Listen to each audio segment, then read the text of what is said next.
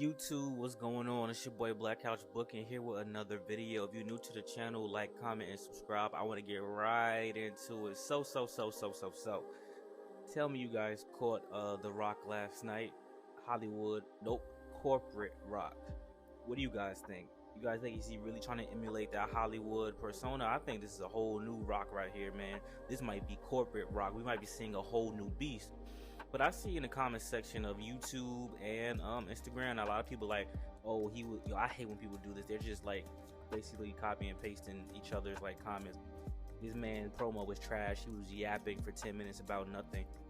Bro, calm down. Like, I'm a guy. This is my channel. This is what I do. I talk about the promos. I talk about the wrestling. I talk about the premium live events. But sometimes just take it in. This is the first promo of his heel turn. Like, bro, he's one of the most electrifying superstars, one of the best promos ever, maybe the best promo ever. Just relax for 1 second. Give a guy a shot to progress and build the story up and make everything what it is. Like, you guys, some of you guys are really like, y'all do too much. Like, calm the hell down for 1 second, man. I thought it was pretty good. All I wanted to see is how the crowd will respond. It's still a little rocky because It's still a little rocky because this is The Rock. Even if he's a heel, it's hard to not cheer for him.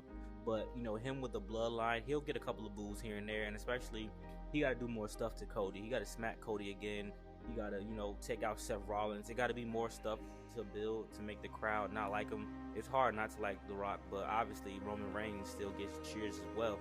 Like I said, we're in an era where even if you're the heel, you're gonna get boos. Like, a lot of people like the heel. It's like an ironic kind of thing. Like, people boo Dominic Mysterio, or they pipe in boo noises, whatever you believe. I'm gonna say he gets legit heat. But if you listen closely, there's still some cheers in there, and people really do like him. But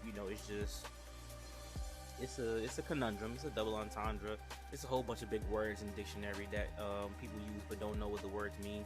So I think if The Rock and Roman could be on SmackDown like 2 to 3 times a month, that would be fire. I don't know if they're going to be back next week to do something. Wouldn't make a lot of sense. I say that they should go to Raw and just start terrorizing Cody Rhodes at this point. Obviously, Cody Rhodes and Seth Rollins going to do something at Elimination Chamber with Grayson Waller. It's probably going to just end with Grayson Waller getting beat up, which is just whatever. We know the story. They're basically trying to build Grayson Waller up as the next Miz. So we know what's going to happen. So he's going to get beat up, blah blah blah.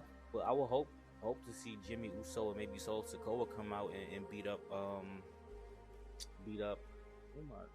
why am I drawing a blank? Cody Rhodes and Seth Rollins.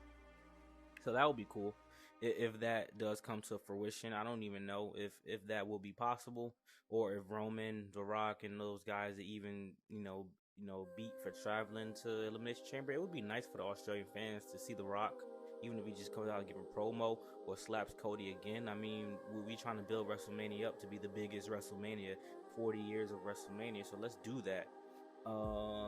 I am disappointed that Zelina Vega lost to Tiffany Stratton. Obviously, I'm not surprised, but I think Zelina Vega should be. We're building the Elimination Chamber, right? We're trying to make the premium live event the best that we can. It's the go home event before WrestleMania, so we can't do too much. But Zelina Vega has more stock than Tiffany Stratton. I know they don't want to believe that, but she does. I don't think Tiffany Stratton should have left NXT. I think she should have held on to that belt a little bit longer. But obviously Lyra, is gonna keep that belt for some time until she gets her one-on-one match at Stand and Deliver. The Trish Stratus versus Mickie James storyline. Shout out to Shawn Michaels for recooking feuds of the past and making them modern for the people who might not have seen them and that are primarily watchers of NXT. But I'm disappointed, yo. I'm very disappointed. Tiffany Stratton is not ready. She's still a little, I won't say she's green, because you guys know I actually like Tiffany Stratton a lot, her wrestling and her gimmick, but she's not better than Zelina Vega.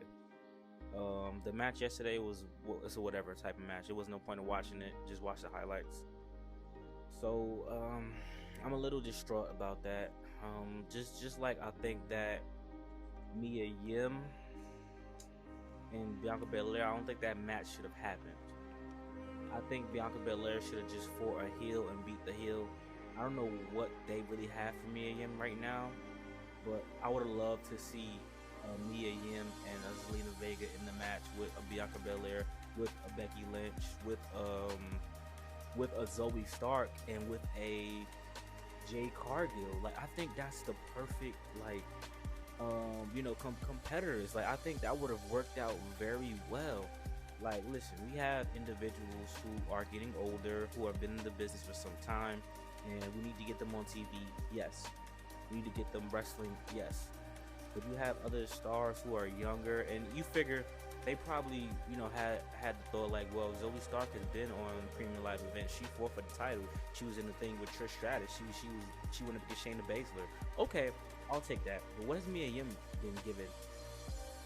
Zelina Vega's the most notable thing Zelina Vega has done since the Backlash event was obviously joining the LWO. But if we're gonna do this, we might as well just put Zelina Vega back with Andrade. If we're gonna do this, we might as well just put Zelina Vega back with Andrade. Speaking of Elimination Chamber, what did I say? Kevin Owens and Logan Paul.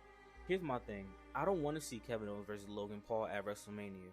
Like, I hope LA Knight and Logan Paul get into it to the point where we get to build up a match with Logan Paul and LA Knight at WrestleMania. Not that I don't want to see Kevin Owens at WrestleMania. I would love to. But we might as well just do Kevin Owens versus Sami Zayn. It's a good match. We don't have to build too much on it. It could just be a friendly rivalry type of match. But they're probably not gonna do that. I think that spot is gonna be reserved for Jimmy versus Jay. If we're gonna have a one-on-one singles match that doesn't have anything to do with a title or anything like that, it's gonna be Jimmy versus Jay. So which is absolutely fine, and that's the one I really want.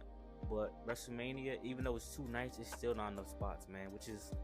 That's a whole another video within itself. Which, cutting down the roster again could be helpful, but you do need bench players. In NBA you have a 15-man roster. You have a 10-man rotation, which means 5 guys aren't playing, and 2 of those guys are in the D League or the G League.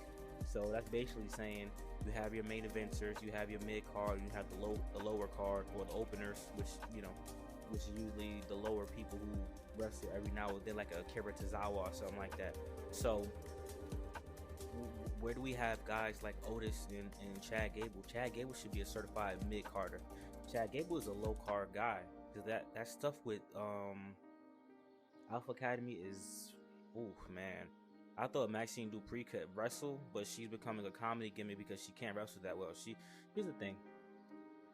Certain aspects, we're going back to where looks is going to get you on TV, and wrestling, like how good you wrestle really doesn't mean anything, which really sucks, because if you really put in the time to train, whether the women look good or have a background or not, Logan Paul has shown that if you take the time out and the person that you're training really is about that life and they really want to become the best, that they'll do the best that they can possibly do. And you can do that with women as well. There are women who have exceeded in the WWE that weren't wrestlers prior, that weren't in independent, that were movie stars, actresses, Playboy models, blah, blah, blah, and actually turned out pretty good. So I think Maxine, if they really wanted her to be good, she can be good. But they don't want to be good. They need comedy. I don't like comedic acts, but I realize you need them. R-Truth does a very good job of having comedic segments where we got too much going on. It's like, I just want to laugh for a second. Entertainment, which is fine. What Maxine is doing is not entertaining. Carmella did it first. Carmella with the moonwalking stuff and all that was funny. It was funny because she was a heel, and it was funny because it was so stupid that it just made sense. Obviously, and Carmella, did stuff with R-Truth, you know what I'm saying, etc., etc. So I know I'm jumping around a little bit, but Smackdown was cool. It was alright. Nothing too crazy, but I'm disappointed that Zelina Vega didn't qualify. And once I saw that it was against Tiffany, her match was against Tiffany Stratton, I could have figured out what's going to happen. But what is Zelina Vega going to do? Zelina Vega is such a big personality, not just wrestling. You have to look at what else is going on. Like, look what Sasha Banks did. She, Mandalorian, all that type of stuff.